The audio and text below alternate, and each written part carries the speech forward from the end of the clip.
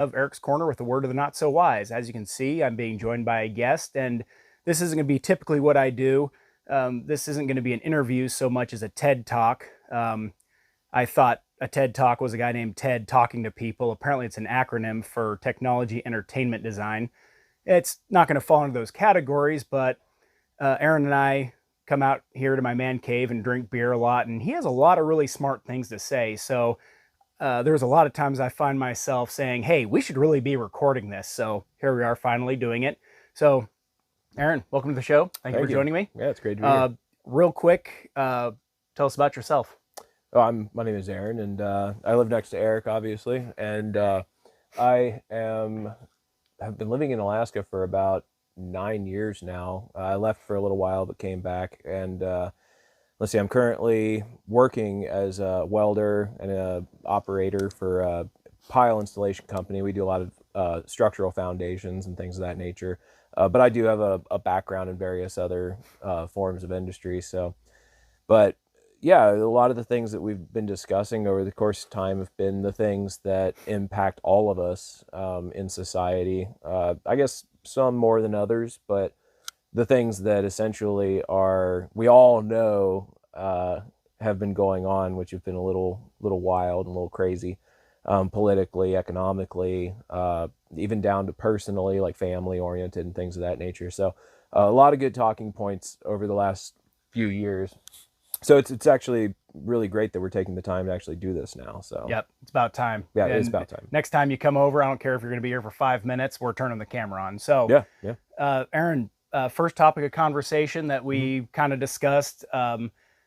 I haven't so much as prepped him with questions as much just talking points. So this isn't a fake CNN interview or anything. Like I said, it's a TED talk, and we're going to talk about things. So, Aaron, best advice you can give to young people coming out of high school, getting their college degree, which doesn't seem to be worth the paper it's written on, coming into a job market that doesn't seem to be there, and a housing market and economy that they can't seem to afford life. hmm What what is your advice off the top of your head? Well, there's a lot of things that I would probably say to a lot of the younger folks that are coming up.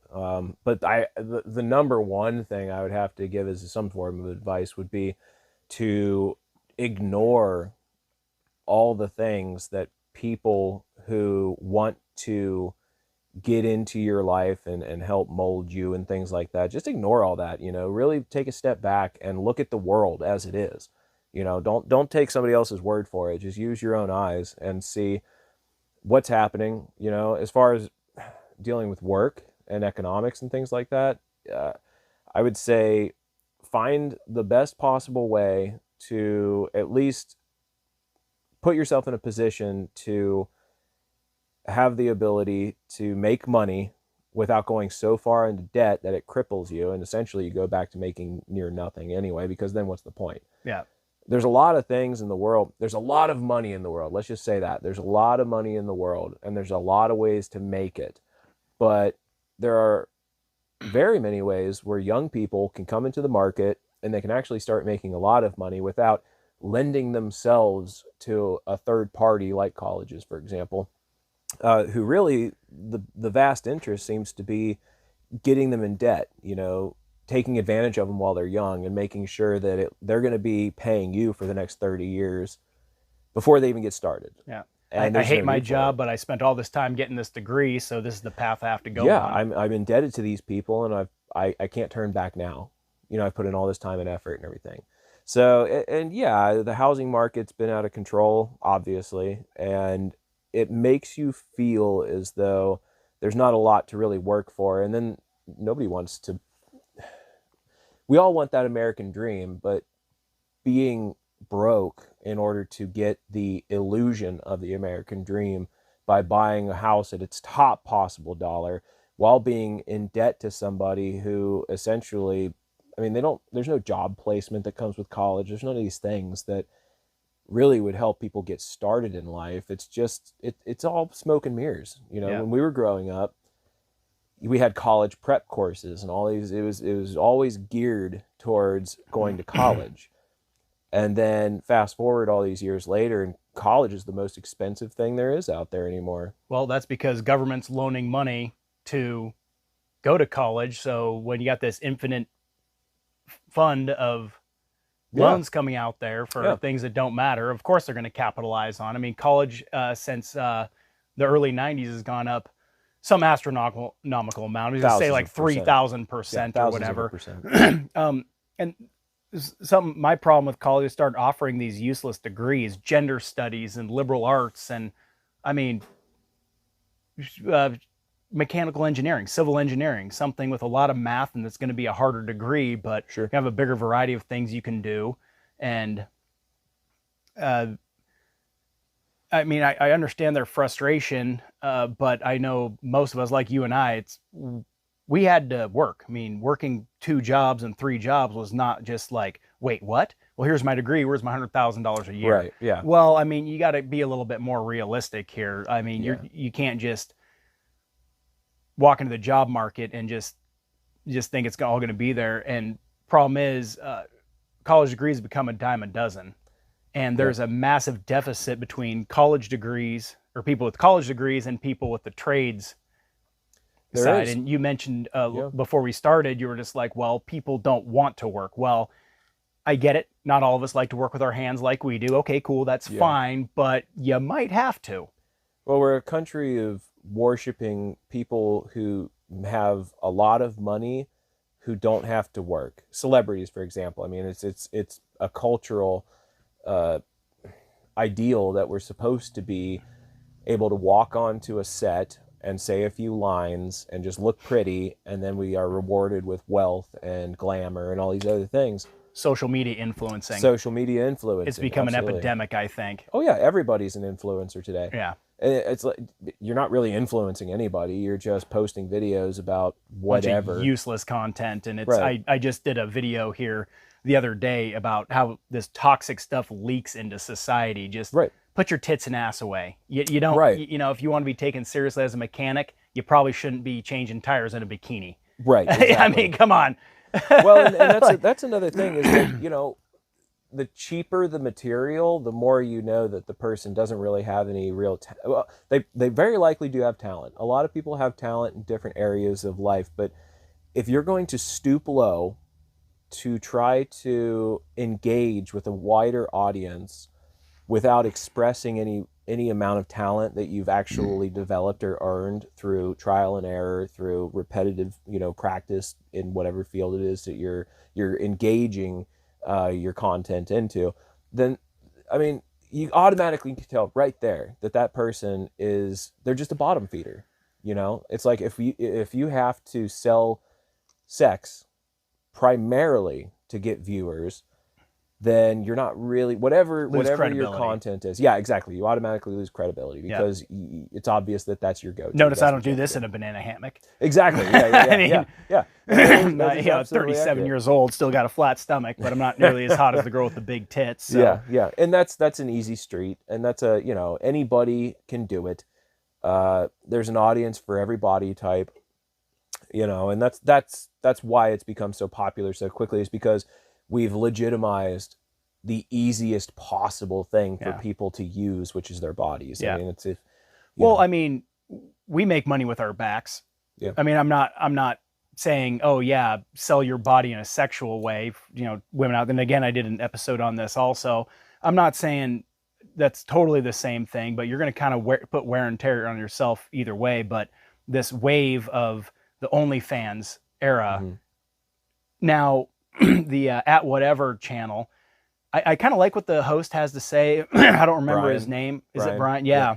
Brian. But he just has a new batch of a dozen bimbos on every episode, and it's the same thing over and over, and he just sits there and shits on them for exploiting themselves, but he's doing the same thing. But he's exploiting them, and he's making millions off of it. Yeah. Don't be too hard on them for feeling like they have no other option. And it's not just the easy money, because I feel like with something like that, 10% of them are making 90% of the money. Sure. And it's real easy to get roped up in that instant quick cash. I mean, I commercial fish, and it's just like, boom, come back with 35 grand after 6 weeks. I mean, okay, I get it, but we don't really have people to tell them, hey, you need to invest the hell out of that money because your Right. tits are going to sag Yeah. and some hotter, younger, ditzier bimbo is going to take your place at any second and there's not going to be anything left. Yeah.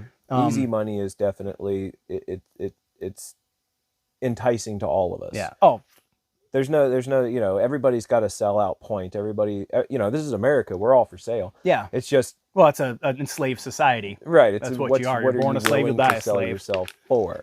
But the one thing I do like about, and I'll, you know, bring this back around to the young people aspect of the conversation. But the one thing I do like about what Brian and his companion Andrew do is they will actually extend invitations to professional women who I have seen do those. have Candace Owens. PhDs. Well, not even them. Yeah. Some of these women who are, by all generalizations, they're batshit crazy and, you know, making poor life decisions. But, you know, some of them are PhD holders. Yeah. Some of them have master's degrees. Some of them are, you know, accomplished individuals that is in what- the academic world. That's what frustrates me. This girl's like, oh, I quit going to law school because OnlyFans pays more. It's like, dude, you had your ticket to having a ball and ass income while going to college, finish your degree. It's not going to keep. Oh my, that's what frustrates me. Easy I mean, money. I mean, that's there's the thing. It's yeah. like the short-term gains outweigh the long-term balance. And Who is not telling these people you need to look further down the road? This is not going to be here for very long, and that's what frustrates me. Yeah. You know, I mean, yeah. I mean, if you can make a large amount of money in 3 years versus have a 30-year career that's going to carry you for the rest of your life, you know, because once you embark on that journey of that 3-year cash in, you make that money, and now you've put yourself in this little box of, you know, well, we exploited our situation and we made some money and, you know, power to us. But then in 10 years from now, if people haven't forgotten that, and then you go into a legitimate situation, everybody's going to have that in the back of their mind. They're going to be like, oh, I remember her from that situation. You know? And most people, and I can't say most because I don't know what the statistics are about how many people actually observe OnlyFans profiles, but I imagine a lot of people aren't on OnlyFans every day. Porn is free. Why are you? Right. I mean, there's that, you know. A lot of people aren't actually paying for it. But yeah, I can't imagine there's a lot of people who are watching it all the time. It's probably a group of individuals who do it consistently. But well, some of these girls are talking about some dudes are sending them $100,000 right over sometimes. And one dude was like, oh, these girls that are really doing well, they're not just porn stars, they're celebrities. I mean, look at Sure. I talked about Nicole Raines and how she's always on social media. Well, I hate to tell you, but no guy wants a girl always on her phone, glued to it, looking for attention from guys and other guys and making money. Yes, I'm on my phone way too much. I do this channel, but I'm not looking for attention. I do this to vent and get things off my chest and download. And it's good therapy for me at some point. And I try to give people some good advice, like, you know, having yourself on the show and like, well, let's talk about some meat and potatoes of some issues here. So I'll go away. So again, young people coming into the job market, what would be your recommendation versus going for that easy money, or say, hey, take that easy money? Yes. I mean, by all means, if you got to put yourself through college, a lot of these girls, a lot of people are coming from abusive situations, having no father, single parent home. And it's absolutely crippling society. And other young women, oh, well, this girl's making all this money being an online porn star. Why shouldn't I do that? Tell them why they shouldn't. Well, I think that the big thing is to put stock in yourself and make the plan. And it's not always easy. It's not easy to think that far ahead and develop a concept of what you're going to do with your entire life, because everything is fluid, you know, everything's changing. But, you know, take the time to bet on yourself and really actually think about the long term, because not everybody's going to die at 25. Yeah. You know, a lot of people are going to grow and they're going to change and they're going to live a full life. And if you can take the time to invest in yourself don't think of yourself as a brand, which a lot of people are doing right now. Everybody calls themselves their brand, and it's like, well, okay. But you know, take a step away from that stuff and actually think of yourself as a human being and consider the fact that in 30 years, you're going to still be living a life. You're not a movie character Yeah. that in 2.5 hours or 2 hours, the film is going to be over. And whatever happened in those 2 hours that during that film is the entirety of the existence. I mean, the fact is that, yeah, you need to invest in yourself and you need to think about what you're going to want to do for the next several years. And quick money, it's, people used to understand that quick, easy money is never a really good thing. They're selling their soul at some point. Yeah, absolutely they are. Well, and it used to be like a handful of girls being porn stars used to kind of take one for the team, but now it's just the collective thing to do. Like, and which, yeah, that also, it takes away the shock and awe of the situation. I mean, a porn star used to be something unique in in that sense. I mean, it wasn't special necessarily, but it was unique. And but now when everybody's doing it, it made just, pussy a dime a dozen. Yeah, because they flooded the market. Right, you flooded the market. Therefore, you brought down the value, and yeah, and then that's another point is your value. I mean, as people, and this goes for men as well. It's, I mean, where women are considering themselves empowered by going out there and being nude and doing sexual things online for everybody to see for a dollar. A lot of times men are also going the other way, where they're becoming more feminine in their disposition, and I'm so glad you're going this way. Keep going with this. Well, that's not. That's the same thing. It's like, you're selling yourself short, and in the long run, that's going to backfire on you. Just to grab for attention and shock grab and for awe. attention, and just to sell out to the situation. It's like if everybody deems it to be the scenario that's accepted, everybody wants to jump on board and just be a part of it because, this will get me accepted. Yeah. But sometimes the going hot against girl. The grain. Well, yeah, that's going for that instant stardom, and the weird look girl at Chick-fil-A jumped on it, which, I mean, yeah, capitalize on some, but you got your 5 minutes, walk away. If you're a flash in the pan. Yeah, the girl, where was she from? Chick-fil-A? I don't remember.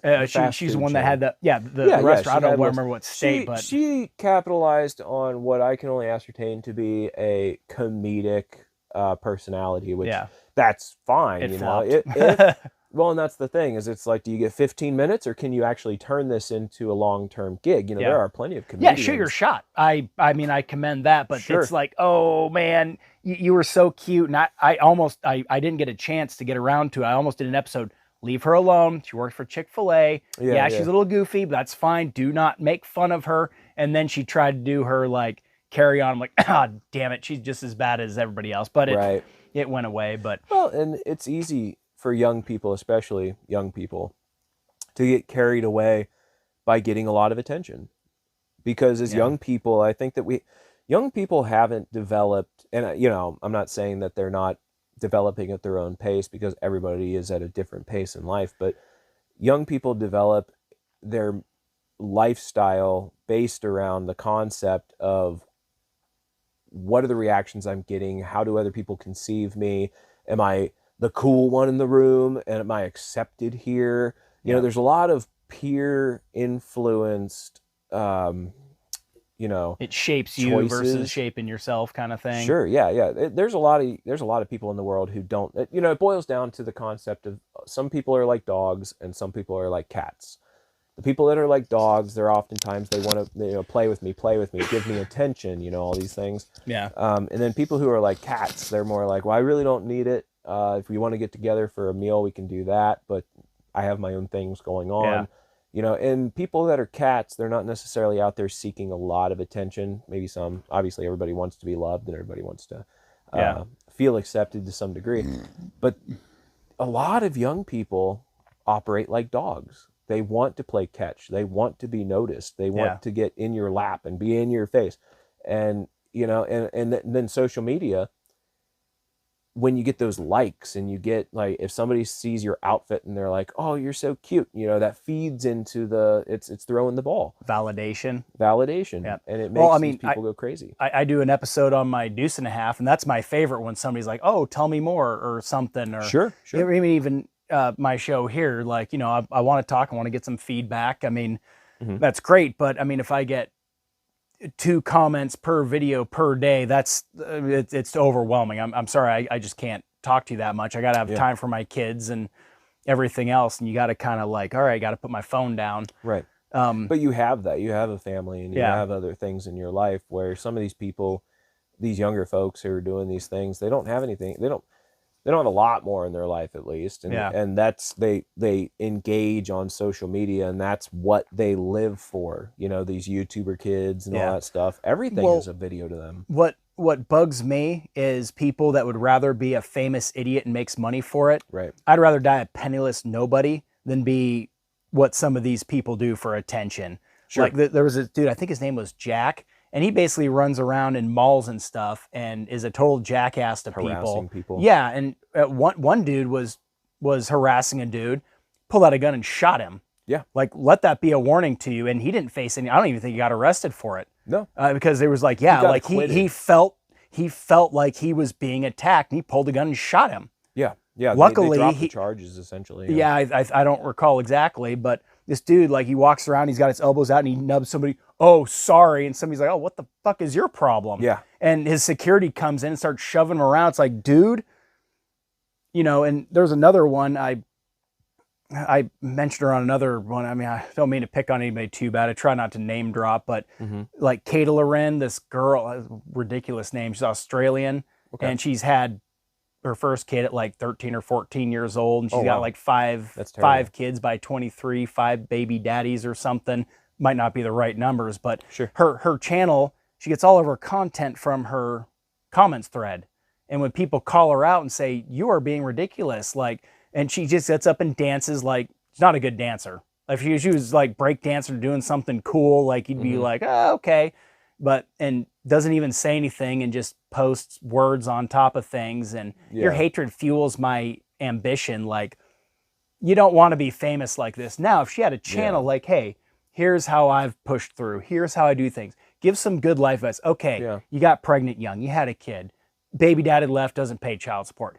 Here's how to deal with this. Like, here's what I do, blah, blah, blah. You're in a good position to give some good life advice, which, I mean, what the hell 15-year-old has anything intelligent to say on big life advice? But as a 25-year-old, you could look back and say, hey, here's what I did right, here's what I did wrong. And I could respect that. But you're just a famous, useful idiot at this point. If you want to call it famous. I mean, I think they're making money doing this. They're making money, but I mean, how much though? Like, you know, if you go work at the circus, are you really that famous, or are people just pointing and laughing at you? You know, be careful in the circus though, because that's pretty fun. That's pretty fun. But yeah, I mean, but you know, it's like, for all intensive purposes, that's actually not inaccurate. I would say that some of these people that are putting their stuff out there, trying to make money quick and everything else, they're not always famous.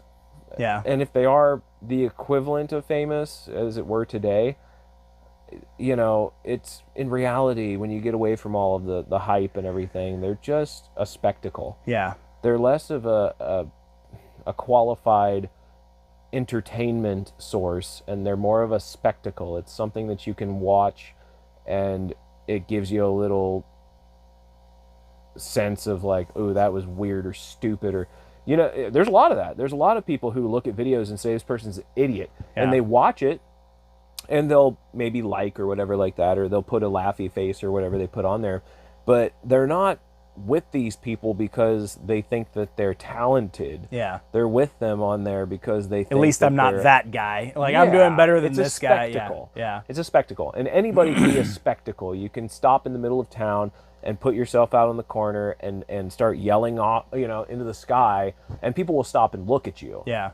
And that doesn't make you unique or special or better at something than anybody else, because I think that should be what everybody should strive to do, is to be qualified in something and excel at it. Be the guy or the gal that people want to come to fulfill that scenario. Like, if you're the best at what you do, at least to somebody, if somebody comes to you and says, I need you because you're really good at this, then that's better than somebody being like, oh, look at that jackass over dumbass there. Yeah, exactly. It's, you know, and that kind of, you know, and that's a part of it. So Jackass, remember those movies? Oh, Jesus. Oh, God. Well, I think that was the beginning of when they were showing people that you can do silly things, which I enjoyed the films, some of the parts, some of it Yeah. not, but I enjoyed some of the creators and things like that, and they had their place in the world. But once again, that was when it was unique and original, and there wasn't a lot of it. Now that there's a lot of it, it's not unique or Yeah. original, and it's just become a an overage of stupidity. Oversaturated with videos. And Yeah. I put that on another video or recent video. There's so much useless content, like just these Yeah. shorts and the short videos, and it takes a lot of airtime to make money doing this. I mean, absolutely. because because you and I discussed this before, over there, over here, whatever. You're like, oh, you're gonna monetize your channel. It's like, well, yeah, I'd like to try to, but Sure. it takes a shitload of airtime and people watching your videos, and shorts hit your news feed. You're like, oh, maybe here's something cool. No, it's stupid. You know, that dude and his girlfriend, I could be describing I could be describing 1,000 chats. Hey, babe, your butt's sticking out. Oh, Yeah, here yeah, I yeah. am with my tits and ass out at Home Depot. Or a girl comes from, say, Starbucks, hands a dude a coffee, extra whipped cream. Oh, thank you. Oh, would you like to make me cream? What? What? And I've seen the exact same template over and over. And like, Yeah, yeah. dude, like, and yes, you can blame me for clicking on it, but after about 4 seconds, and you don't get a 30-second worth of content. I watch it for 4 seconds. You get 4 seconds, dipshit. They are, Yeah. counting this by the pennies here. I know because I have a YouTube channel. I see what kind of viewing hours I get, and a percentage of my videos people are watching. And yes, my percentages are pretty low, but it's not here for attention or Everybody's gonna start whatever. somewhere, and if Yeah. you're putting out material that's worth anything, then you just let it find the people who are going to benefit from it. Yeah. You But when you have so much useless content, so many 30-second videos of dumbass Right. shit, it's like, dude, you're just packing the internet with nothing worth a fuck. It's not helping society. No. It's not giving anybody good advice. harming It's society not. more Yeah. than anything, yeah. I mean, just glued to my phone all the time. It's like, God, I got to put this down. Then it's like, Well, and also the adults that are acting like teenagers is the other part of it, because it's become so popular amongst we all know a lot of new things start with young people. Yeah. Every 10 years or so, there's a new shift, and a new group of youth find some new thing, and then it becomes popularized. But because there's money involved in these videos and social media, going, what's the term? Viral. validation. Yeah, viral. Yeah. When you go viral, there's people willing to shell money out for it, and that's so now it's leaked into the adults who should be living their lives, spending it with their families, their friends, investing in themselves, investing in the future, which some might say they're investing in their future by doing those kind of things, but a lot of them aren't, and really it's just bleeding into society, and it's not a good look. I mean, the way we must look to the rest of the world is Well, it's shocking. we don't really know what the rest of the world is doing, though. I have a feeling, because I'm starting to see a lot of short videos and so forth of people that aren't speaking English and so forth. And like the girl I mentioned, she's from Australia. It's everywhere, and it's just kind of a general societal breakdown. The single parent homes and the promiscuousness, which creates single parent homes, which then creates girls that have a horrible, not picking on chicks here, but have a horrible, creates men horrible home life, and then it creates dudes that don't know how to be a man because they're raised by a woman who's busy busting her ass to feed you and support you. She ain't out there showing you how to turn a wrench or turn a screwdriver. Right. I mean, and there's a lot of men who end up confused and angry and gay.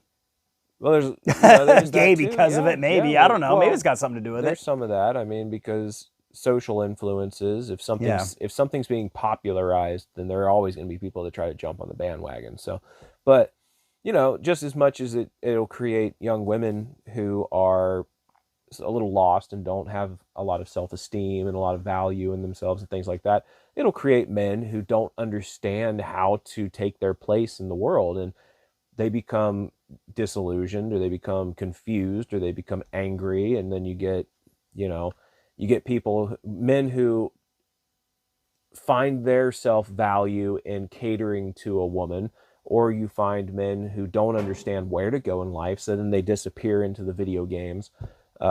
There's a lot of that kind of stuff. It goes both ways. It's just Both parties are guilty. It's not a battle of the sexes talk we're having here. No. We're both foundering very badly. So well, and I think that that's a problem in and of itself, is that, you know, there's a lot of this man versus woman stuff going on in the world, and it's supposed to complement ridiculous. each other, not Yeah, be yeah, yeah. at odds with each other. I mean, you know, just because you can do something doesn't mean you should. It's like, you know, Sure, one yeah. parent has to watch the kids, and we both got kids. And Mhm. I used to hate it when people would tell me, well, your views will change when you have kids. And it was like, well, I had a very good home life growing up. My parents are still married. My dad is a very good father. He's still with us. Both my Mhm. parents are still with us. Yeah. And taught me how to turn a wrench and do man shit and so on and so forth. I think I posted a picture of my son. I was teaching him how to roll up ratchet straps. Like, yeah, you posted, you were like, that's going to be a self-sufficient little guy there. Yeah, absolutely. But not everybody has that kind of role model. And it creates this, this really bad him versus her thing. Like, crap, I totally lost my train of thought. Anyway, carry on. I totally lost it. I thought I had it. I lost it. Well, the him versus her thing it's getting a little played out, and it's a little ridiculous. And so where do you go from there? You know? Yeah. Like after you've determined the fact, okay, so women don't need men, and men don't need women, I guess, and men should just be feminine, and they should give up their masculine ideals, and they, you know, all these things. Where do you go from that? Like, what's next? So the buzz phrase of toxic masculinity has been here to like shut down manliness. I mean, that is the most, okay. Well, docile men are easy to control. And that's what the government wants, is a bunch of beta males that will just bend over and take it. Mm-hmm. Can there be toxic masculinity? Absolutely. And you're talking about over-aggressive violence. But at some point, your violence is going to be absolutely necessary. Well, and I think that's an interesting thing, because toxic masculinity. Okay, so what is that? Again, over-aggression and violence. No, sure. Yeah, it's over violence. Yeah. That's what most people equate it to, is violence, right? Well, so what's toxic femininity? The feminist movement, being too aggressive, and oh wow, it's the counterpart. It's the same thing.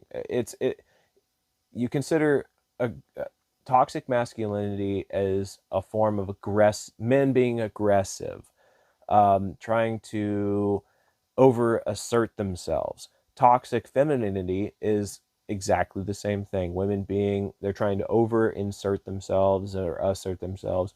And you know, it's funny, because people want to categorize, and they want to put everybody in one little tunnel vision scenario and say, like, well, I can describe you with this term, and it's blanket, and it's really easy because it's blanket. Painting with broad strokes. Yeah, but it's all bullshit. It's all bullshit. The fact of the matter is that there are how many billions of people on the earth? 8.5, I believe we're up to. Something like that. And to say that men are toxic, or the masculinity is toxic, like, well, how do you even there are masculine men that are good, there are feminine women that are amazing, there are, you know, but I think that the problem is when somebody becomes too selfish and too oriented on what's good for them, and it doesn't matter how that affects you. That's really the toxicity of the situation, which, you know, you can't blanket statement that. That's one of the big problems, is everybody wants a good keyword, a good sizzle word that they can just... sizzle word. Glad you brought that up. It's a fun thing. It's like, ooh, it caught on, narcissism and divergent. And, you know, everybody heard these words somewhere online, so now they use them every day. maybe part of that came from, you know, you got guys, which not picking on the gay community here, but like they tried to inject that into things like, oh, it's okay to be gay. It's very okay to do paperwork. Hell, you know, the service writer at my shop is a hardcore wrench turning mechanic, but he is very good at paperwork. Somebody has to do that, but Sure. I got to have somebody who I can talk to who knows mechanics and so on and so forth. Sure. I think that whole thing was just to belittle being a manly man and liking trucks and to turn wrenches. And no, I mean, that's hunting, fishing. I mean, get out of here. That's what we're going to do. And without exactly. it, the world would fall apart. They did that to say like, well, you're toxic on society. We need these lighter handed individuals that are just. Yeah, but not, you know, the world can't operate without them. No. I mean, see, if you deplete those kind of guys, and it's good to have a little bit of everything, you know, and strong masculine men can be also in touch that we love our families, you know, we love our friends, we're loyal, you know, there's a lot of things that go in, and I consider myself to be one of those kind of guys. Yeah. It's what you should aspire to be. It's what you should aspire to be, everybody. So, you know, there's nothing that says that a masculine guy can't be also a loving person or a considerate person or a caring person. And people seem to think that that's not quite as possible, or I guess as common. But, you know, it is actually. I think that the men who are the most masculine are also typically going to be they're going to have a good heart. Yeah. They might not expose it to everybody right away because the world is a dangerous place. And there are a lot of people out there looking to take advantage of somebody, especially the ones who aren't capable of taking care of themselves. We had a really good talk on this one too, and I'm glad you brought that up. We were talking about like, well, who's going to step in front of the problem? It's going to be your manly men. It's going to be, I mean, let's just throw it, you know, your military, your firefighters, to name two. That's that toxic masculinity you're talking about. And I'd rather be a gardener, or I'm sorry, I'd rather be a warrior tending my gardener. God, wow, a warrior tendering your garden than a gardener trying to fight in a war. Right. You know, you don't have to have, God, I butchered that so Yeah. bad. So No, this is where we would edit something out, but screw it, we're raw dogging it. Keep going. So, really good point. So that's totally fine. I mean, beware of an old man in a line of work where people often die young, you know, and you got to have that, because who's fixing your cars and building your houses and building your roads and operating equipment and the fishing and farming, and the list just goes on. And it's just absolutely endless. And these are, I mean, I'm not saying there's anything wrong because you don't like working with your hands. You're a thinker. You're a computer guy. Okay, that's totally fine. Oh, there's a lot of room in the world for those guys too. We don't. We don't. Yeah. I mean, when shit really goes down and there's an EMP or whatever. Yeah. I won't be hiding behind the guy who only knows how to do computer work. It's like, all right, well, you're going to go rake the garden out here because I can't do anything with the deuce and a half or drill for maybe water. That guy who knows how to write code, maybe he's also an excellent shot. Maybe he knows how to. Sure, we can repurpose them. Yeah, there's a lot of people out there, but you still need to be tough to some degree. Absolutely, yeah. You're a man. You're going to be working in the cold. You're going to be tired. You're going to have busted knuckles. Hell, I worked 3 seasons in Bristol Bay, one with a half blown out shoulder, the next one with a blown out wrist, and I was picking fish, and I barely had any grip strength in one hand. And the next year I had tennis elbow. Yeah. The last 2 years I finally actually went out there and actually held myself together. Yeah. Yeah, you got to push through. And some of that, it comes back to the young people, is that when they're coming into the world, they don't know as much about the world. They know the world through the television, through their phones, things like that. And that's fine, because when you don't have a lot of life experience, they don't have opportunity. Yeah. Most people grow up in inner cities where they don't mow lawns, rake leaves.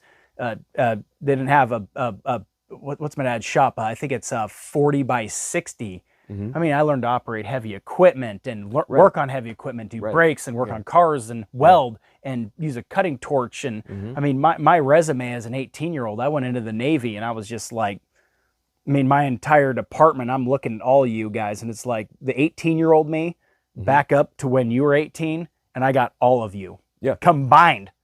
All of you combined do not have. Most of well, them. but most people don't grow up with that opportunity. They go to the military thinking, okay, I'm going to learn some stuff, which hopefully they do. They probably won't. Sure. Because it's all paperwork and admin shit. Our budget for paper and pens would break North Korea's military. Yeah. It goes back to the college prep concept. It's like, office jobs. Yeah. If you can make more doing less, then you're the winner. Yeah. And make so money with your brain, not your back. Yeah. That's far preferable. Well, but keep it simple, stupid Yeah. is one thing, and that's good advice. But do nothing to get everything is bad advice. yeah, Because you're not going to be happy in the maybe. I'm sure that there are some people who would be very happy to have millions of dollars just handed to them without ever doing anything for it, and then they could sit. And most of them would probably assume that they would travel and do nothing and go party and all these things. But if you're going to be bored. You're going to be bored. You get be bored because you have nothing keeping you going. If $5 million Except for cash spending in money. cash in hand after taxes came to my possession tomorrow, I would I know I'd still go to work working on houses because I'm still learning something. Yeah. Well, I'm glad this came up. Where would you say you learned everything? Everything you learned at work, right? Yeah. So That and family. right. Well, or a good mentor growing up or whatever. Yeah, mentors. I mean, that's what you got to do. You got to work and okay, I went and got my college degree. Yes, but you need to go to work, even if it's a computer job or whatever. You still have to have the work part fingers to comes along. keyboard. Yeah. And this fallacy of, oh well, you want me 22 with a degree and 5 years experience. I mean, I feel like I get it. I feel like that's how it feels, but it's like, well, and I'm seeing job posts like, oh, I need a degree, $18 an hour to start. Well, Yeah. you go and you tell them, okay, I'll take $18 an hour, but after 3 months, I want $5 an hour, or you fire me or I quit. Mm-hmm. After another 6 months, I want another $5 an hour, or you fire me or I quit. Right. You are going to, because you've worked jobs. I say, well, we're going to start you here, and then if you work out well, then I'll give you more money. And then they never do they? Not one fucking time. When I worked for Holland at Far West, all of a sudden he was like, hey, here's another $3. You're doing a killer job. And I didn't even have to hit him up for it, which I was about to. Well, and there's a lot of value. So Aaron, like we were talking about, we're talking about knowing your worth and so forth. Like I said, I went to work for a company and the boss just gave me a pay raise. Mm-hmm. It is a worker's market right now. That is one thing. Not looking for a silver lining here or defending a shit economy or a shit market, but the job market is very good. Quit. Yeah. I look back, I was like, wow, I should have quit a lot of jobs way, way before I did. Sure. Okay, I'm getting in trouble because I'm filming right now, so. He can't read? Is that what you said? I mean, the door open? because it's hot in here. Oh, yeah, it was getting pretty toasty. So anyway, if you don't feel like you're being valued, then quit, or threaten to quit, or just tell your employer, like, I don't feel like I'm going in for a job interview anymore. I feel like I'm interviewing the boss, because if you're going to be a dick, I'm going to walk away. Yeah. And I just happened to go to work for a company who, it was weird because, I mean, I liked all my supervisors. I fit in well, got along with everybody really well, doing construction. I was telling my parents about this. Well, supervisor called me, did the boss's dirty work. Like, well, we got to lay you off. It's like, God damn it. but I mean, okay, so you took a pay cut, go do another job, go work at McDonald's. The McDonald's manager here, I talked to him. He's like, yeah, I started 18 an hour 8 months ago, and I've been the manager for 6 months now. He's like, I make $60,000 a year. That's what I made it on a drilling rig. That's great. Yeah. But okay, so it's a lot easier to job hop and bounce around right now. So use that to your advantage. Sure. Quit. Tell somebody, give me money. The fallacy of the corporations are making these huge margins, which they're not. They're making small margins in big amounts. Mm-hmm. Why can't they pay us more? It's like, well, because somebody did the math and they said if they gave everybody at Target $1 an hour raise. It was like several $billion. He said, well, Walmart made $40 billion last year, but it takes a shitload of money to pay the electric bill, to maintain the property, to have billions of dollars in merchandise. You can't just attack corporations for this. And they have an obligation to their shareholders. When everybody sells their stock, they need to have that cash on hand to pay them. Sure. And my brother-in-law, who knows way more about this than I do, I was like, well, when I sell my 10 grand worth of stock, where does that money come from? He said, that's other people buying your stock. I said, yeah, but when we all sell, you know, they got 30 billion in stock and everybody sells and they got 3 billion cash on hand. Where does that money come from? Government bailouts. I think that's my understanding of it. I'm probably completely wrong. Don't quote me on that. That's my understanding of it. I got to make sure to say that before, oh, this is what Eric said. It's like, well, I mean, it's got to come from somewhere. Yeah. References. Yeah. So like, well, you know, oh, well, if we make the minimum wage higher, then all of a sudden the cost of everything goes up. Yes, that is absolutely true, because these places have to have their margins, and minimum wage right now here in Alaska anyway is about 15, 18 bucks an hour. Safeway, McDonald's, that's what they're paying because they can't get anybody to work. Said, where the hell did our labor force go? Well, you know, ever since COVID, Influencing? everybody wants to be famous. That's a big part of it. Yeah, influencing absolutely has stolen a huge margin of young people from the workforce. But, you know, people started to want to coast, and that's the biggest problem. And, you know, in reality, yeah, it's, if you're a good worker and you are capable and skilled, you really should be interviewing your employer more than they're interviewing you. Yeah. If you walk in the room and you are nervous and you think that this is the best thing that's ever going to possibly happen to you, so you have to take whatever they give you, then you've already lost. I mean, they might as well just shackle you up and, you know, put you to work. But, you know, in today's world, you should be able to walk in and you should be able to ask them, well, what's your concept on, you know, where an employee is able to go, how much money, and when are raises coming? Are there bonuses? You know, what are the perks of the job? And you don't have to necessarily talk about that in the interview per se, but at the same time, it's like, you really should be asking good questions, because if you're walking into a job now as a skilled person, and, you know, a lot of young people don't walk into job interviews with a lot of skills. A lot of them are seeking skills. So that doesn't necessarily pertain to them. But if you walk into an interview and you are skilled, then you're shopping. Yeah. You know, they're not here to roll you over and walk in there like, I got 4 of these lined up. Who wants me more? Right. And again, it's a worker's market. But you won't always have that luxury. Sometimes you will have to take that shitty job. Sometimes you will just have to take it. But you can keep looking while you're at a job. There's nothing wrong with taking a shitty job to keep things moving. There's nothing. I'll never. You gotta have a paycheck. Right. I'll never disrespect anybody for taking a job, no matter what it is, as long as they're working. Yeah. I'll always respect that person because they're working. Now, obviously, if they're taking that shitty job and they're just doing that forever without taking the opportunity to move forwards and up, you know, onwards and upwards, then I guess you could say I gradually lose a little bit of respect for that, because, you know, you've been working here for 10 years and you've done nothing. But yeah, there are situations which everybody thinks that's their situation. Like, oh, I should have been promoted 10 times. It's like, well, if you missed 10 promotions, I feel like you've done something wrong. But people are starting to complain about, like, well, the promotion went to somebody who was fresh out of college and then took the CEO spot, like, because they were the boss's daughter, an aunt or an uncle or whatever. And it's, but that seems to be the case too much. Like, dude, no, this is not a mob. We don't have all these families and all these businesses. I think they're taking something that happened a few times and like, oh, well, they're assuming, oh, this must be their sister's daughter or something. Like, I mean, yes, does it happen? Absolutely. Does it happen as much as they're saying it is? Probably not. No. I'd say there's maybe that guy's got some credentials that you don't know about. Well, that's true. I think that there's a little bit more happening right now in the realm of, you know, young people.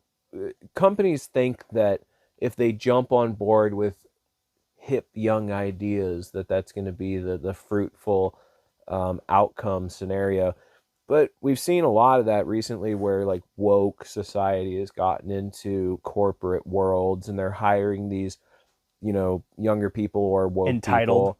Again, here's my degree. There's Where's a my lot of issues 100,000 in a the woke year? Like, community, I'm not gonna well, lie. But the thing is that it's kind of been failing, yeah, like Disney, they look terrible now. yeah. And there's a lot of other They lost big $4 billion or something it's in not stock looking from good. their nonsense, but they It's keep not doing looking it. good. Well, and that's the That's thing, another they keep topic, but doing it we can leapfrog for that one now. too. But Yeah, for now. But that's another part of it, is that these young people are going into the workforce who aren't being realistic and investing in themselves over the long term, who think that they're going to walk in, they're going to shine some hip, cool, whatever the words they use these days are, sizzle degree. sizzle, yeah, whatever, they throw out modern day pop culture stuff that seems to be relevant with the youth, and then the corporations, they bite on and they're like, hey, you're going to carry us through to the promised land of the young, and we're all going to make lots of money. But then the thing is that the young ideal of like being woke and all these other things, it doesn't, it's not really a Tangible. good concept. It's not tangible in real life, so a lot of their stuff just falls apart, and then the companies end up holding the bag and they lose money. And that's what's been happening a lot lately, is companies been losing money on these concepts. And Yeah.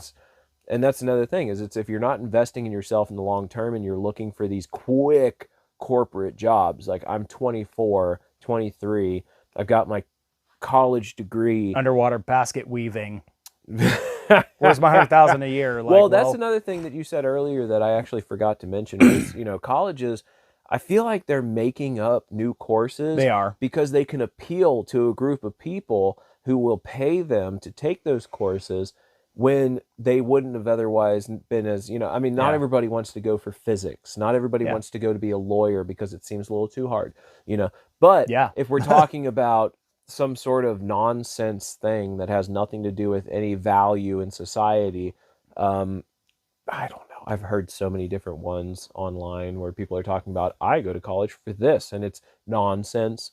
Or too big a variety of classes. Charlie Kirk, actually, who big fan of Charlie Kirk. I would Yeah, I would think kill he's to got- have him on my show and I sit where you are. respect He's his authenticity. yeah, and somebody asked him about college, and he's like, well, you didn't finish college. He's like, yeah, because I thought it was useless. And I mean, he's well read. I don't know where he finds time to read all this stuff, but he's like, do you feel He like you're probably taking read a lot more before he started doing his videos. probably, or Audible? Yeah.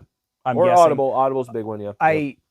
And he's like, well, do you feel like you're taking a lot of bullshit classes? Yeah. Okay. I rest my case. Mhm. College is for a very specific thing, but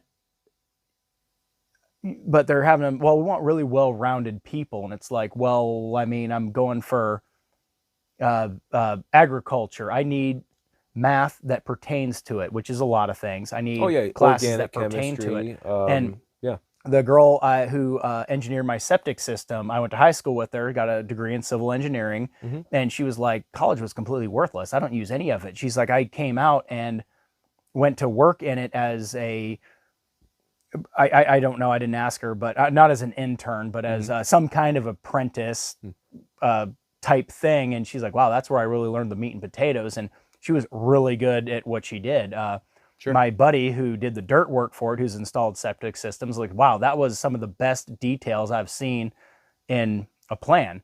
Now, she might have been dumbing it down because she thought I was going to do the work, which, I mean, that's kind of what we said. But yeah, it's really good at her job. And she grew up building houses with her old man, so she had some applicable prior knowledge to what she was going into. Sure. And she's doing a stellar job of it. So, not going to change the subject to the gender wage gap, but like change your degree to something that's applicable, computer science or something. Right. And colleges, again, they're getting away with murder. You know what a degree from University of Denver costs now? If you were to take out loans for your housing and everything. I have no idea. These days. I want to say it's like $300,000. Or you can go to where did she go?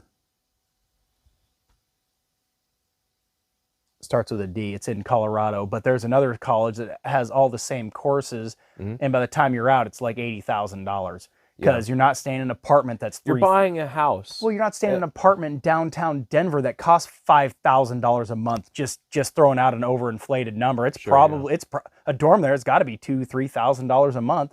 Go rent a room out of a house for $400 a month that your loans will cover. And don't give me that bullshit. I have a GI Bill thing either, because I went to college for a year before I had that, and I just paid cash for it because I had enough money from summer earnings. I had summer jobs to pay, make money for that kind of thing. And people, with this whole student loan forgiveness thing, this dude talked to, was it Nancy Pelosi or was it the fake Indian chick? The girl that claimed she was Native American. I don't know. Damn it, this is why I hate having such a bad memory, because I can't Charlie Kirk it and pull all the stuff off the top of my head. But I'm just not familiar with you. Yeah, but otherwise I probably this dude, he was a plumber or something. He's like, I worked my way through college. I paid cash for everything. I worked my way through college. I worked all summer. My buddy who took out loans, and this dude's like our age, and he's like, he still owes like 60 grand in student loan debt. You want to forgive that when I paid cash for all of my stuff? How is this? Feinstein. Was it Feinstein? I don't know. Dianne Feinstein.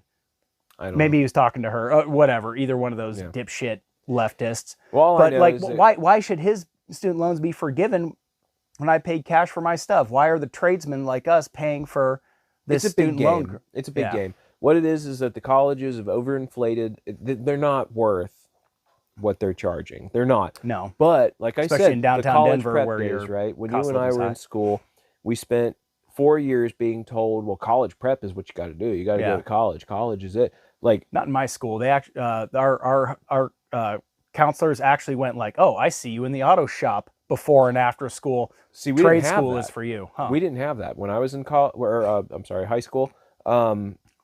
They actually attempted to close down the trade schools in the area. Yeah. And it was all college prep, all college prep, all college prep. That was the concentration.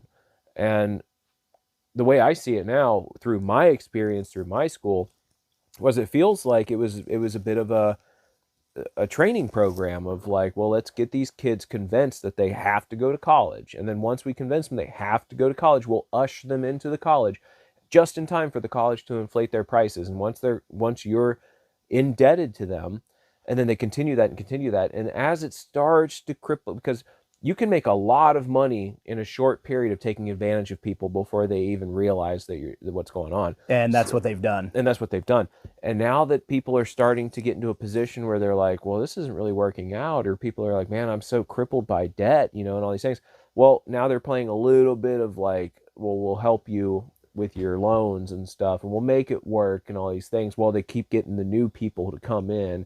And if they can get half of it before they forgive the other half, then you're still making buku bucks, especially compared to what college cost in the 70s and 80s. Yeah. I mean, back then you could actually work a job and pay for your college. Yeah. Now, I mean, it's like buying a house. Like I said, they're buying a house. My dad said when he worked in the oil field back in 1972, 73, 74, right when he got out of the Navy, that's what brought him here to Alaska. Yeah. He said he made $8 an hour as a roughneck. Sure. Which I did on a drilling rig in Colorado and Wyoming when the rig moved before I joined the Navy. He said it was $8 an hour, adjusted for inflation is like $58 an hour right now. You know what a floor hand is right now? 33. So when you go, oh, these oil field workers making all this money, it's like, holy Christ, $60 an hour with time and a half. Mm-hmm. I mean, you should be making $30,000 a month or something. Yeah. And because well, it's supply and demand too. Well, and I mentioned this too. I mean, I would be making more than those guys do. Oh, for sure. Yeah. Supply and demand. There's a lot more people looking for the same amount of jobs, looking for housing that can't be built fast enough. And then we had this post-COVID spike in building materials because the government shut down all the warehouses and all the manufacturing. And then all of a sudden, oh shit, we got time to do this, and we ramp back up and they can't catch up. And that's just oh man, and they still haven't caught up. What 3 years later, and that has just dictated everything. And what goes up must come down. It's going to be ugly when it goes the other way. And I actually had a real estate agent tell me, well, it can't crash. We've got too many safety nets. I'm like, oh boy, you are in for a treat. Sounds like something that she was told to say. Yeah, you said the quiet part loud, I think. Yeah. But Like that's the meeting they have in the back room where they try to get all the agents to be optimistic. Yeah, no, are you absolutely kidding me? Can't fail. Yeah. Oh, Jesus criminy.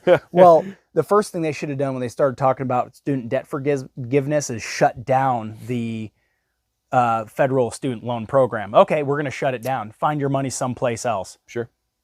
And then colleges would have gone, whoa, hang on a second. Exactly. Whoa, okay, whoa, we'll adjust, we'll drop, and that would have sent them running for the hills because the show must go on. We still have to keep educating people. I'm not saying don't go to college, but geez, you got to have something applicable to something.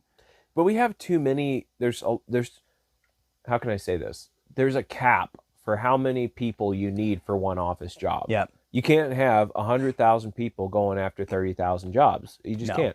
So to some degree, it's in our. I mean, let's face it, our infrastructure has been dog shit lately. Like our roads don't last. No. You know, things that are being built, Government aren't being funding. built well. If you go back to 40 years ago, these guys built shit that lasts, and they made stuff really well, and they were skilled. Which it sucks because when you're a young guy like I was coming into working with these guys, they're just as hard-nosed as can be. They're really assholes. But they know what they're talking about, and that's why they get to be your own assholes. good. Yep. Yeah, it is for your own good, and that's why they get to be assholes. Is because if you're the best at what you do, people are going to come to you. Yeah. And that's fine, and you get used to that and whatever. But it's time for sort of like a renaissance of getting away from those stupid office jobs, because let's face it, they're not all going to make. I did an office job. I told Worked you for that. IKEA. No. It was Lazy Boy Furniture Gallery. Oh yeah, Lazy Boy. Yeah, that's right. Yeah. For a corporation, and I did an office job, and I wore a suit and tie, and it was miserable. It sucked. I didn't like it. But you were good at it. I was good at it. Yeah. In my mind, I mean, I don't know. Well, didn't you get corporate awards and bonuses? And you were telling me you. Yeah. I got a trophy for $1 million in sales. Yeah. Which is pretty good. Bonus though.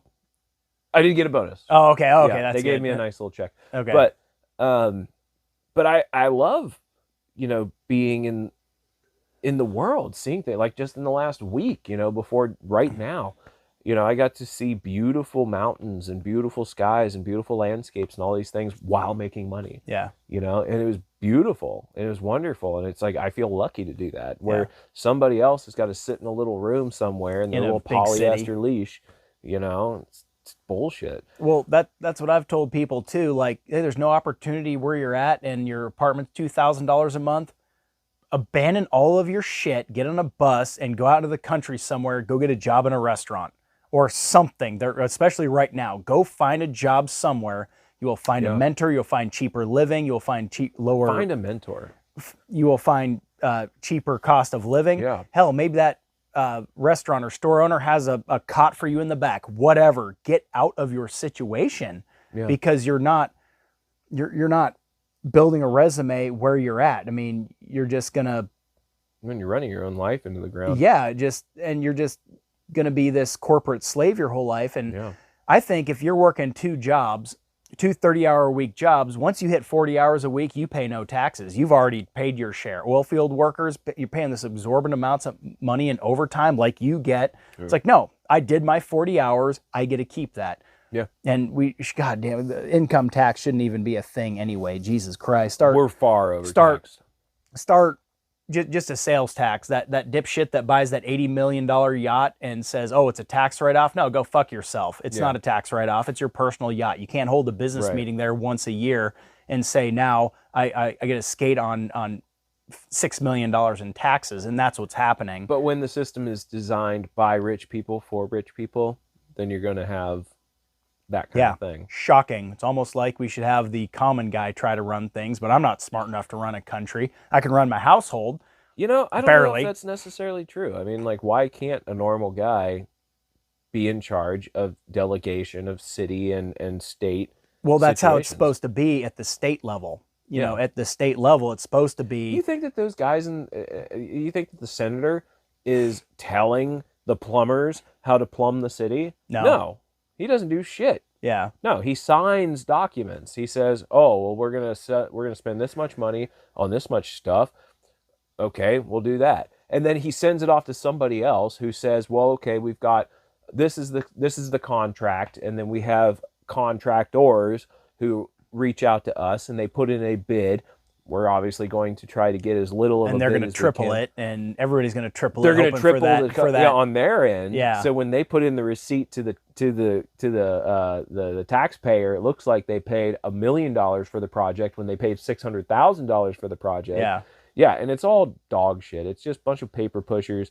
I'm not saying that they're not qualified in some fashion, but all I'm saying is the average guy, if you had a community and you got rid of everybody who had that suit mentality of like, well, I could make some real money from these people. You get rid of all of them. Somebody's going to be able to step up and take care of business and not do it for all of your money. Yeah. Like, And they can still make a very reasonable profit. I mean, well, you could take care of somebody. Yeah, I mean, without- if you were overseeing a project and you had 6 of your rigs running something and you were in charge of all of them, you should make a shitload of money. should, because and they're- your yeah. supervisor who owns Absolutely. all that equipment, he should make a shitload of money. Yeah. But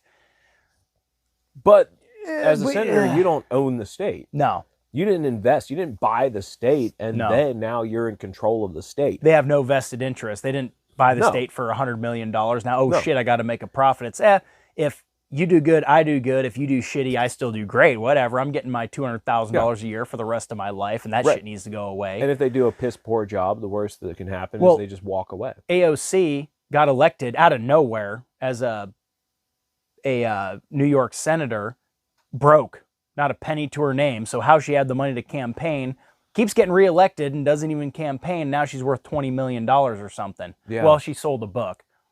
Okay. And I asked a liberal, I'm like, what do you think about that? Well, she's saving up to be president. Like, you are not. That's funny. It's embezzlement Yep. and Nancy Pelosi's insider trading, and Mhm. the American dream shouldn't be to become a politician and just scrape it for yourself. I mean, I Right. get it. Take your taste, capitalize on something, that's fine. But when the whole country and anybody with any sense is going, wait a minute, Yeah. this is embezzlement, it's insider trading, it's corruption, it's treason. Well, Oh, what do I you mean, do? yeah, Let's go to work. Yeah. And that's my, I'm always saying that. I've been saying that a lot lately is like, well, okay, so how do you stop it? Right? Well, you vote. You vote. Oh boy, Okay, well, so let's talk about voting. those Okay, big so how voter do you, spikes. well, and that's the thing is like, okay, so it seems to me that if, and this can go back to young people too, is if you want to make a lot of difference in the political system, you need to start locally, right? Yeah. Because nobody can touch Washington. We can't reach out and say, here's Washington, I've got it in my little hand. No, Yeah. that doesn't happen. Washington is really far away from most of us. They operate in their own little world, right? They don't give a crap. If you step It's a up third against- world. It's a third world country. There, it's full of poverty and people shitting in the streets. But yeah, anyway, yeah, go yeah. on. Well, but if you try to alter Washington, you're going to go to jail. Period.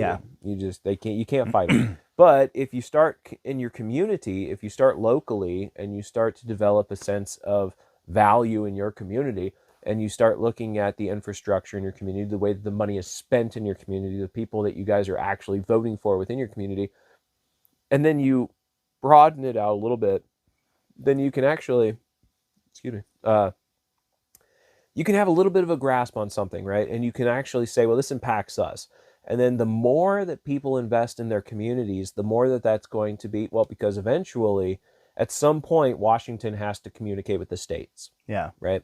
And communities to the state level, if everybody is invested in their community and everybody comes together, and then a senator or a governor can't really play dirty pool when they're surrounded by 150,000 people staring at them. Yeah. You know, it's a little harder when you have face-to-face contact Well, with people. with social media, it's a lot easier to call these people out now. And That's you true. look at like, well, this is what we're seeing them do, and with impunity and in broad daylight, Nancy Pelosi's insider trading, and Mhm. we called this out 5 years ago, and it just keeps doing it. And Yeah. you know, what were they up to 30 years ago or 20 years ago when we didn't have this shit going in real time? And Oh whatever yeah, you yeah, think yeah. the government's up to, whatever they actually are, is 10 times worse. Oh, Like, absolutely. I mean, it's Yeah. Illuminati and so on and so forth. Remember I was telling you about what is that? Operation Gemstone back in the 70s, and Yeah, I think that so. was a completely secret concept that they were actually trying to set up all these different scenarios that were going to impact the country unbeknownst to the civilians, Yeah. right? And it was all happening. It was really actually happening in the government. They were paying people a lot of money went into Operation Gemstone, and it was Nixon and all those guys and Yeah. everything. But he got caught, and that was the only thing like, but that was one situation that we know of because he got caught. But think about what all was going on back then that we don't even know about because they didn't get caught. he had to take the fall, is He had to what take the happened. fall, He yeah. he got caught that could be proven, and he just had to go. Well, I'm out. But he and never even went to jail. Yeah, He just got fired. yeah. Well, you need to be able to fire government employees. Oh, Your yeah, no, they should military, be your super cops, able to your be fired. which I mean, we can way chase that tangent. I mean, I feel like we've done a good job of staying on topic as far as like we started out with young people, like Yeah. getting into the job market. Getting in the job Done a very market, good job. thinking about economics, But- thinking about value, thinking about all those things. Yeah. And then talking about, because politics do fall back into college and the workplace and how your money is spent. I mean, if you go out there and you're trying to make money and you're trying to create a career, that's another thing. Careers don't have to be served at a desk. A career can be served out in the world, building things, Yeah. creating things, helping develop things. I'm on my seventh engineering career. things. I'm 37. Oh, I'm on my sure, yeah. seventh career Yeah, sure. ish, if you want to look at it that way. Yeah. I could have cleared bomb ranges. I could have stayed in the oil field. I could have stayed in the military, commercial fish, building houses. Had you I'm stayed sure in the to go- military, would you be able to retire in a handful of years? Yeah, like another 7. I didn't enlist till I was 27. Right. So I mean, yeah, but screw that, because Do you I'd ever be regret that? no, hell no, because I would be so far behind the 8 ball as far as having job skills coming out. My dad's neighbor, who's a retired chief, retired in like 81, Mhm. came out with, he did all kinds of cool stuff. And I'm just like, no, like you just don't have anything applicable. Mhm. And I went in with a lot of job skills. Again, I mentioned like, Sure. I mean, I enlisted at 27, went to SEAL school, gave that a shot, got screwed over. They sent me to the shipyard, Mhm. and my job skills dwarfed everybody else's by an overwhelming margin. And I'm talking to some of my peers who are first classes, and I'm just like, what you're telling me is not correct. How this works, God, I can't think of an example off the top of my head, but I'm just like, no, that is not right. That is not how pressure works. That is not how this valve and fitting works. I'm just Right, like, yeah. that's just blatantly wrong. Right. They were in the field but didn't have the knowledge. Yeah, well, after you hit second class, you do paperwork in almost any job.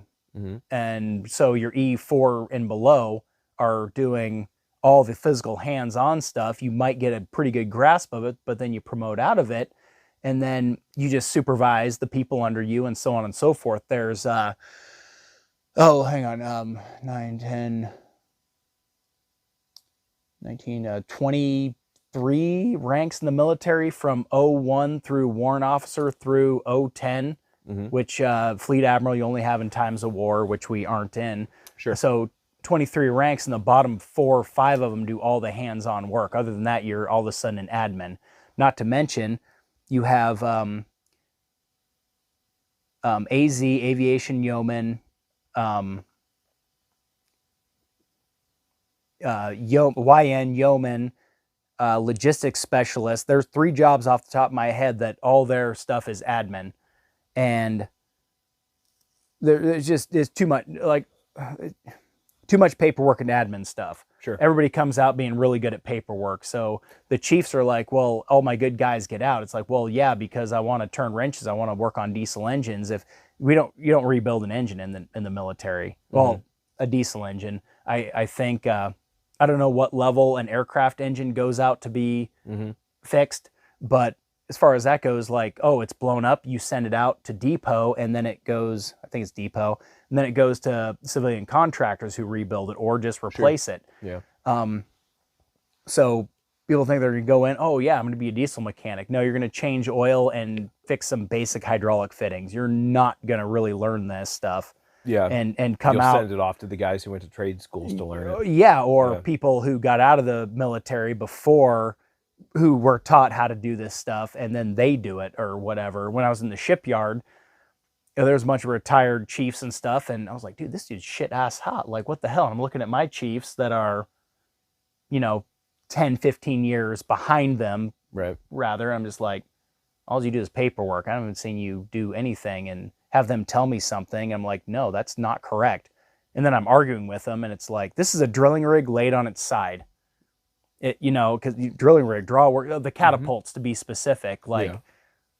I know a lot about this stuff, but go paint and chip paint and do basic bullshit. And I'm just like, Okay.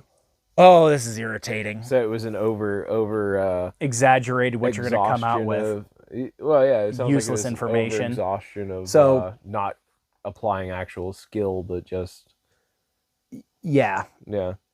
God damn, so much basic shit. Which, well, I went to AIMD and it was better, but still about the same deal. So that is not the place to get a trade, I guess, is what I'm getting at here. Sure. Yeah. It just really isn't. I mean, by all It means, used to be no. back in the day. Yes, back in the day, yes, Yeah, which was right. I would guess if I'd have graduated high school and joined, I'd have had a very different experience. But I didn't need free college money. I didn't need job opportunity. I didn't need to get out of an abusive family situation, away from abusive drunk stepdad. I didn't need to get away from any of that. So I'm like, well, I'm going to go to college. And then Yeah. I went and did other things. And then I went, shit, I can't walk away from the problems we're having in the world. I'm going to go in the military and make a difference. I'm going to go be a SEAL. I'm going to go have a trident on my chest, bing, Yeah. and, yeah. have some political leverage like Dan Crenshaw, for example, or Morgan Luttrell.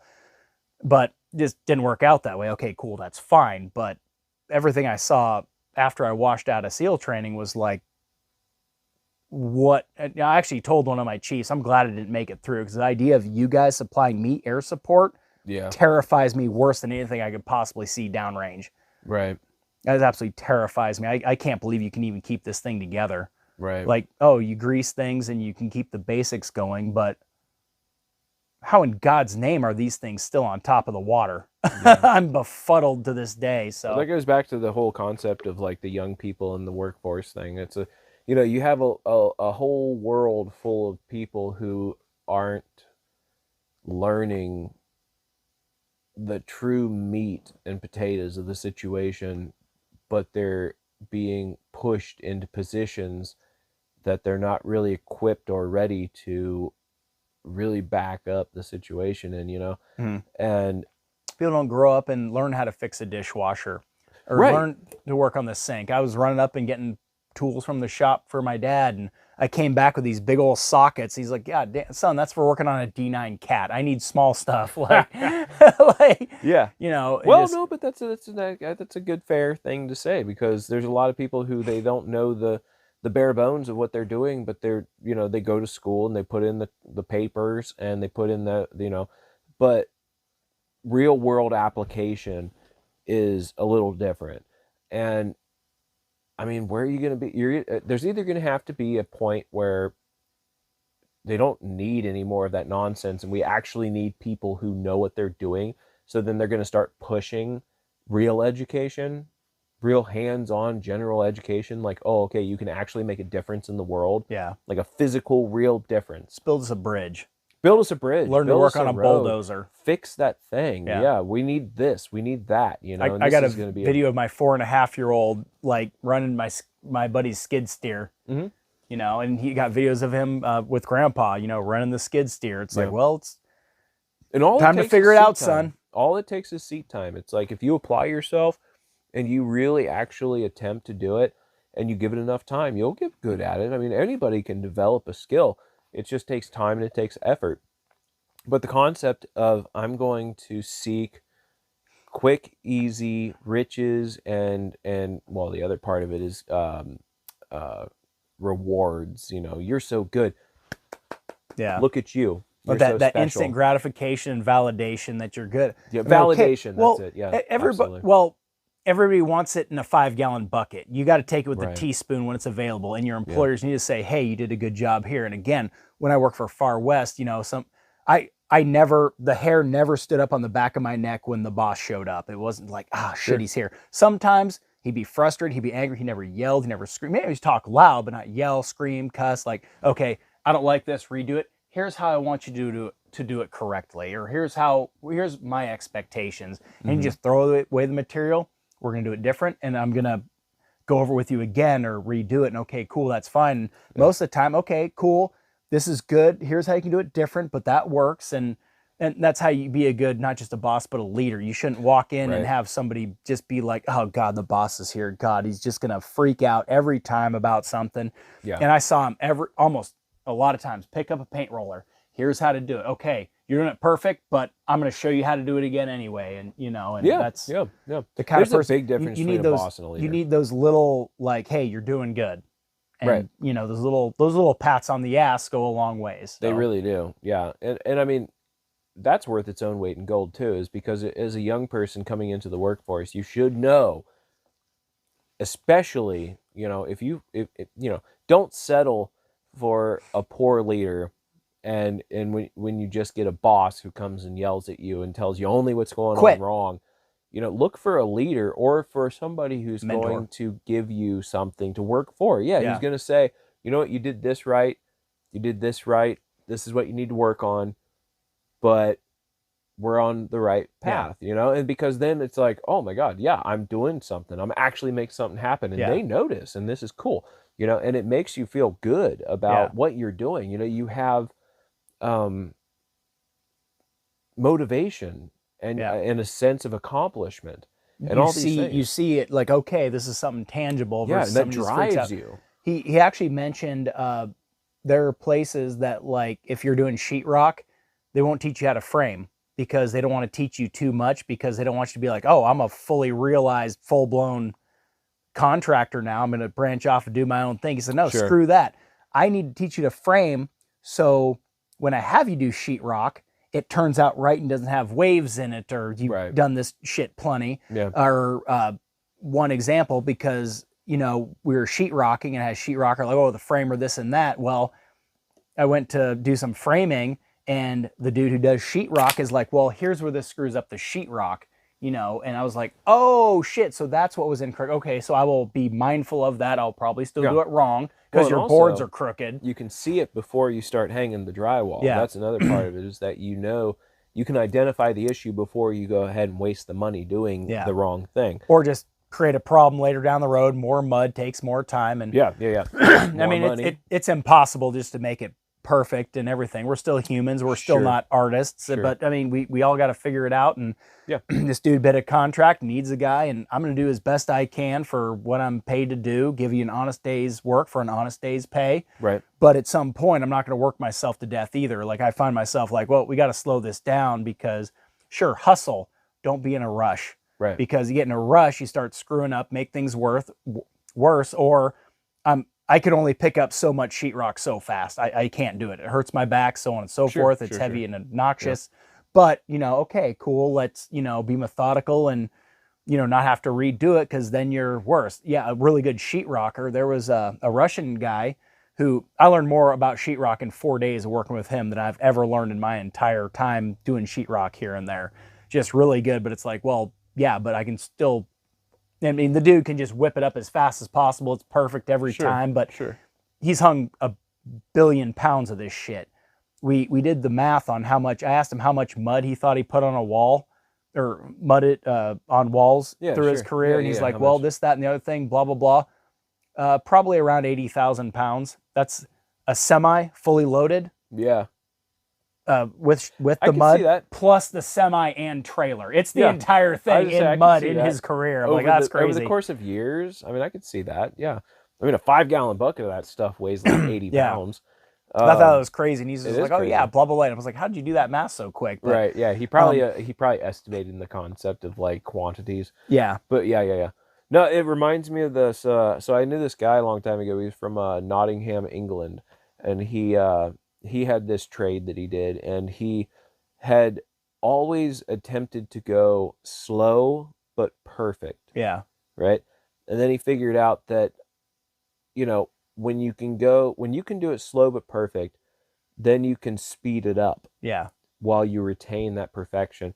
A lot of people, when they enter into the workforce, they're afraid to go slow because it's always like, well, I got to really, I got to show them what I can do. I got to production, not quality. exactly, and that's when if you can develop the skill to a point of quality, and some people would say, well, you should just be able to do perfect and be fast because that's the way to do it. It's Yeah, like, sure. well, You've been doing it for 30 years.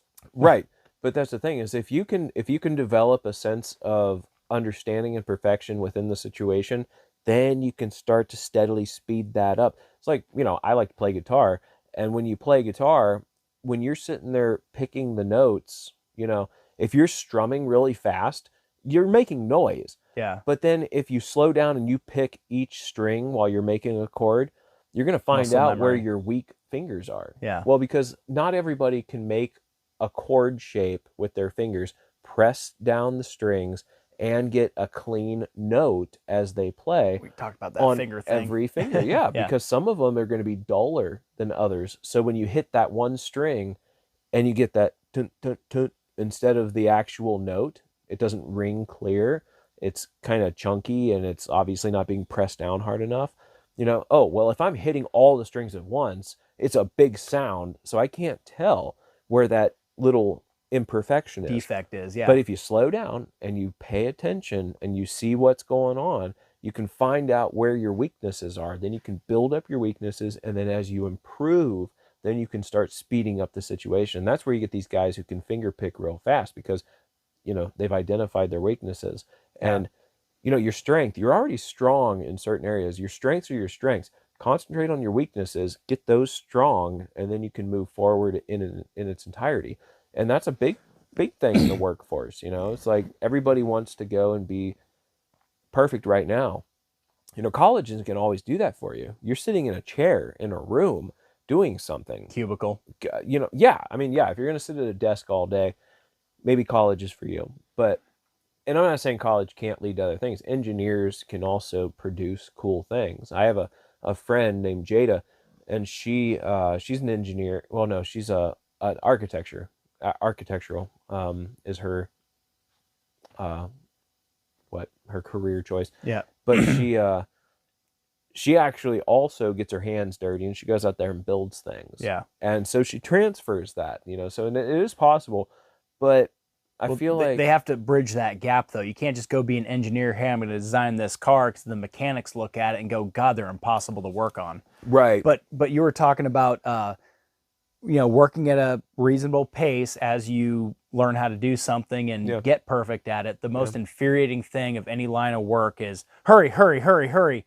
Well, what are you getting in a hurry for, dude? You got in too big of a rush. Now you screwed something up. You got to redo it. It's like, well, you rush me and then get mad when something isn't correct. Well, like, it's your fault. Dude, I got to be able to absorb what I'm doing. I can't, nobody, like, oh, it's a fast-paced job. Basically, yes, you can be a fast-paced job and that's fine, but I got to learn how to do it. And like, you can't expect this like crazy perfection and everything to just fall into place when I'm trying to learn the paperwork, learn how to work on 50 different things. I went to work for a local shop at the top of the hill on Baycrest, the one I'm talking about. And I'm trying to learn the paperwork, trying to learn how to work on dump trucks, water trucks, all doing maintenance on all kinds of heavy equipment. Yes, I can do all of that, but I can't bounce around that much and have everything be lined up and the boss rushes you and then gets mad when things aren't perfect. I'm like, dude, this is just simply gets irate even when you're correct. Like, I can't do this. Like,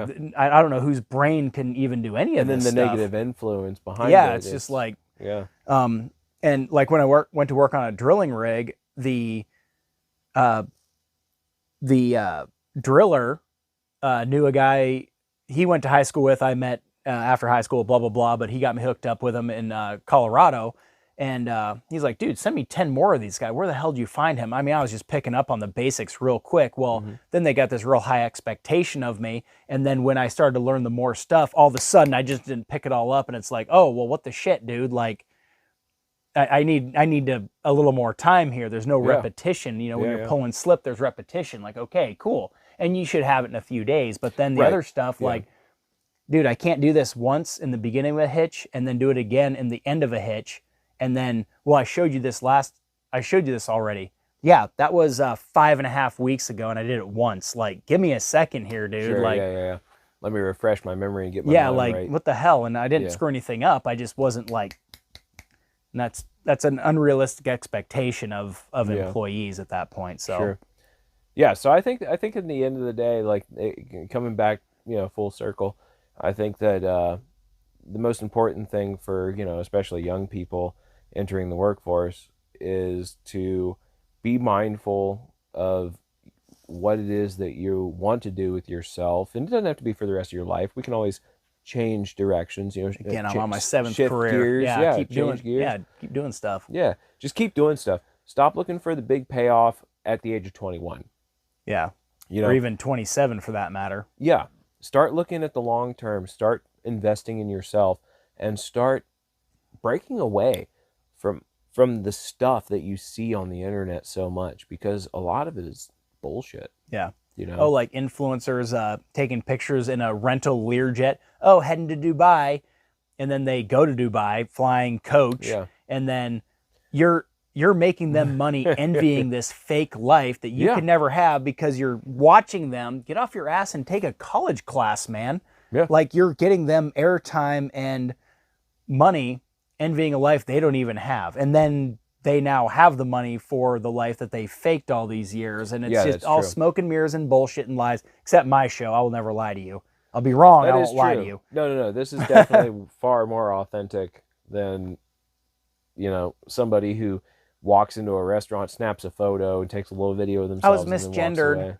Yeah. You just need to just go away, dude. My God. Like, those are the worst. The ones who actually victim, try to be a victim. Victimhood. It's at the bottom of our That's list over the barrel, dude. That's like the bottom of the barrel, bro. It's like, you remember Deuce Bigelow, where the pimp says, "This is you," and it's like the little bottom feeder doesn't know what's going on.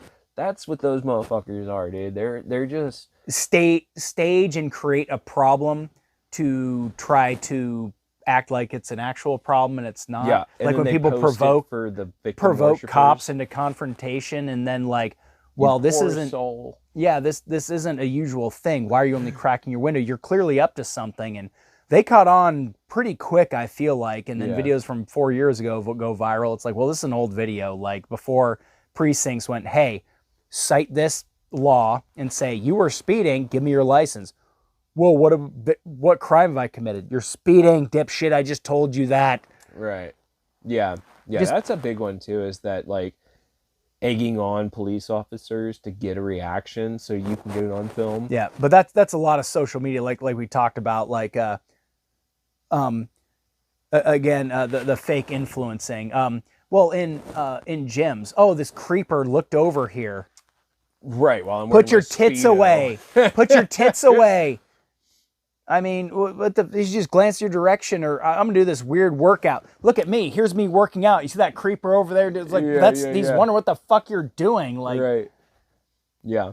It's funny. It's a lot of sensationalization of things that don't need to be sensationalized in an effort to make something look sensational. Yeah. But when it's really not. It's a bunch of random people trying to make themselves look interesting so they can get a view. What the hell happens that things trend, and like, oh, the fitness influencers and trying to catch creepy people at the gym, or harassing police officers. Oh, what's your badge number? Oh, what do we blah, blah, blah. Like, dude, you're interfering with an investigation. Fuck off, dude. Right. I mean, if videotape police officers, yes, but like, sure.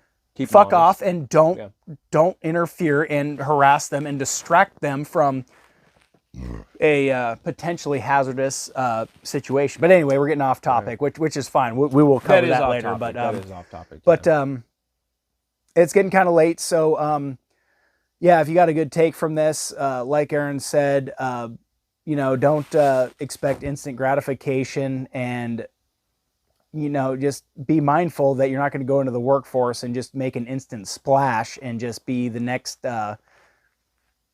person that just, A LeBron James. yeah, or just the next person that just gets it right off the bat. It's just not a realistic expectation. Keep your goals reasonable, and keep your, have value in yourself. Yeah.